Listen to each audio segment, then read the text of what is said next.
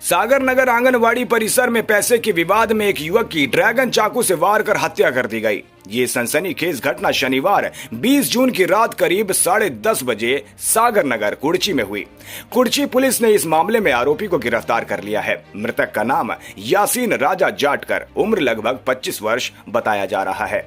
मृतक की मां लालवी राजा जाटकर की शिकायत पर कुर्ची थाने में मामला दर्ज किया गया है। आरोपी रोहित रमेश जाधव, उम्र लगभग 23 वर्ष को उसी गली में रहने वाले दो लोगों से पैसे को लेकर झगड़ा हुआ था। जब मृतक यासीन राजा जाटकर बात कर रहा था, तभी आरोपी रोहित रमेश जाधव को गुस्सा आ गया। इस दौरान हुए विवाद में आरोपी ने ड्रैगन चाकू से उसकी पीठ, छाती और गर्दन पर कई वार किए, जिससे वह गंभीर रूप से घायल हो गया।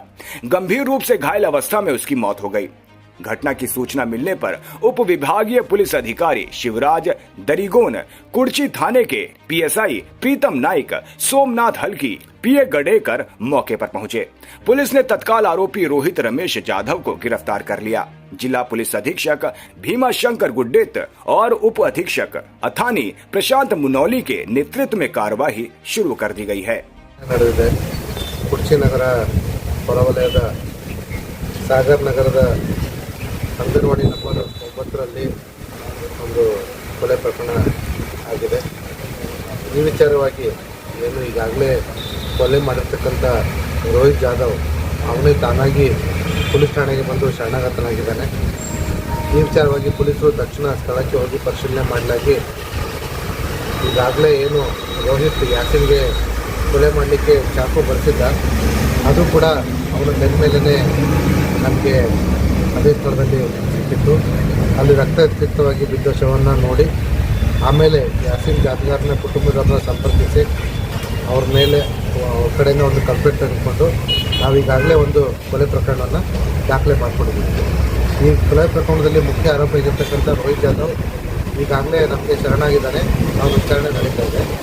ಇದರ ಜೊತೆಗೆ ಕಂಪ್ಲೇಂಟಲ್ಲಿ ಮತ್ತಿಬ್ಬರು ಆರೋಪಿತರ ಹೆಸರನ್ನು ಸಂಶಯ ವ್ಯಕ್ತಪಡಿಸಿ ಮೃತನ ತಾಯಿ ನಮಗೆ ಕಂಪ್ಲೇಂಟ್ ಕೊಟ್ಟಿದ್ದಾರೆ।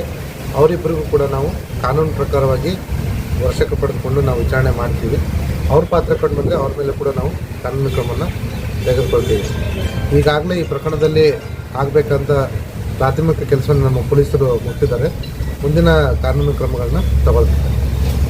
ಯಾಸೀನ್ ಅನ್ನುವಂಥ ಒಂದು ಹುಡುಗ, ಅವನಿಗೆ ಏನೈತಿ ಪ್ಲ್ಯಾನ್ ಮಾಡಿ ಕರಿಸ್ಕಾಟ 7-8-10 ಮಂದಿ ಕೂಡಿ ಅವನಿಗೆ ಎದೆ ಒಳಗೆ, ಹಿಂದೆ ಬೆನ್ನಾಗೆ, ಬಾಯಿ ಒಳಗೆ ಚಾಕು ಹಾಕಿ ಕೊಲೆ ಮಾಡ್ಯಾರ ಸರ್। ಅದ್ರ ಸಂಬಂಧ ಏನೈತಲ್ಲ, ಇದಕ್ಕೆ ತನಿಖೆ ಆಗ್ಬೇಕು। ಈ ರೀತಿ ಆಗಾಕತ್ತಪ್ಪ ಅಂದ್ರೆ ಯಾವ ರೀತಿ ಜನ ಬಾಳೋದು ಹೇಳ್ರಲ್ಲ, ಭಯಂಕರ ಆಗೈತಿ ಅದು ಕೊಲೆ। ಈ ಕೊಲೆ ಸಂಬಂಧ ಇದ್ರ ಹಿಂದೆ ಭಾಳ ದೊಡ್ಡ ಕೈವಾಡ ಐತಿ। ದಯವಿಟ್ಟು ತಾವು ಡಿಪಾರ್ಟ್ಮೆಂಟ್ದವರು ಅದಕ್ಕೆ ತನಿಖೆ ಮಾಡಿ, ಯಾಕಂದ್ರೆ ಅವು ಯಾಸೀನ್ಗೆ ನ್ಯಾಯ ಸಿಗ್ಬೇಕು ಸರ್।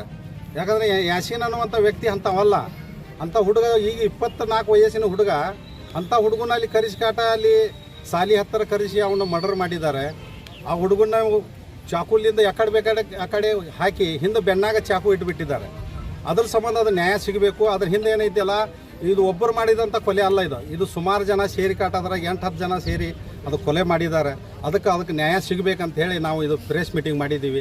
ದಯವಿಟ್ಟು ನ್ಯಾಯ ಸಿಗಬೇಕು, ಇದಕ್ಕೆ ತನಿಖೆ ಆಗಬೇಕು, ಇಲ್ಲಾಂದರೆ ನಾವು ಕರ್ನಾಟಕ ರಾಜ್ಯದಲ್ಲಿ ಉಗ್ರ ಹೋರಾಟ ಮಾಡಬೇಕಾಗ್ತೈತಿ। ಕೊಲೆ ಮಾಡಿದಂಥ ವ್ಯಕ್ತಿ ಯಾರಂತ ಗೊತ್ತಾಗುತ್ತೆ? ಇಲ್ಲ ಸರ್, ನಾವು ಕೊಲೆ ಮಾಡಿದಂಥ ವ್ಯಕ್ತಿ ಯಾರಂತ ಗೊತ್ತಾಗಿಲ್ಲ, ಆದ್ರೆ ಒಂದು ವ್ಯಕ್ತಿ ಬಂದ ಕಾಟ ಅಲ್ಲಿ ಡಿಪಾರ್ಟ್ಮೆಂಟ್ಗೆ ಹಾಜರಾಗ್ಯಾರ ಸರ್। ಅದಕ್ಕೆ ಏನೈತೆ, ಆ ವ್ಯಕ್ತಿಲಿಂದ ಅಷ್ಟು ಮತ್ತೆ ಯಾವ ವ್ಯಕ್ತಿ ಅದಾರ ಅವ್ರನ್ನೆಲ್ಲ ತರಿಸಿ ತನಿಖೆ ಮಾಡಿ ನಮಗೊಂದು ನ್ಯಾಯ ಒದಗಿಸಿ ಕೊಡ್ಬೇಕು ಸರ್। ನಮ್ಮ ಹೆಸರು ಅಮೀನ್ ಸಾಬ್ ಇಮಾಮ್ ಸಾಬ್ ಜಾತ್ಕಾರ್, ಕರ್ನಾಟಕ ರಾಜ್ಯ ದಲಿತ ಸಂಘರ್ಷ ಸಮಿತಿ ಜಿಲ್ಲಾ ಸಂಚಾಲಕರು।